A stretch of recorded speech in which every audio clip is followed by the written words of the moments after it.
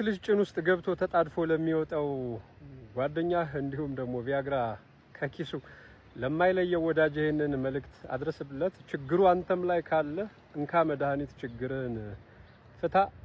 ጠዶ ጌሾ እንዳይመስላችሁ፣ ያው ጌሾ ከጀርባ ያለ ይሄ ደግሞ ጠዶ ወይም ጤዶ ይባላል። ፍጹም ጌሾን ነው የሚመስለው። ከጌሾ ጋር ሙሉ በሙሉ ተመሳሳይ ነው። የጌሾን መንታ ወንድም ማለትም ትችላላችሁ።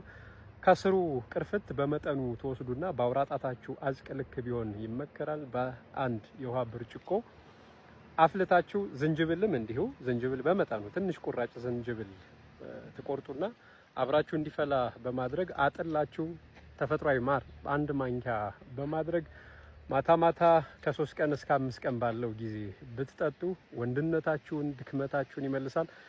በዚህ አይነት ችግር ብዙዎቻችሁ ትዳራችን ልናጣ ነው፣ ጓደኝነታችን ያው ሊለያይ ነው፣ ከሴት ጋር ያለን ጓደኝነት ወይም ከፍቅረኞቻችን ጋር በእንደዚህ አይነት ኬዝ እየተለያየን ነው እያላችሁ ለዘመናት የስንፈተ ወሲብ እየተባላችሁ ለምትቸገሩበት መድኃኒት ይሄው መላውን እንኩ።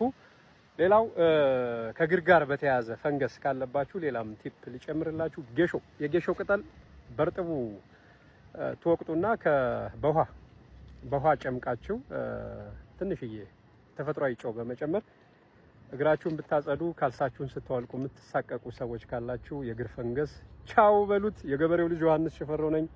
ሰላም። ጠዶ ያው ምንድነው የሚባል አባይ ዳር ያለች ጸዶ ስሯ ለመድኃኒት እንጨቷ ለሚዶ ይባል የለ። ሰላም። እሺ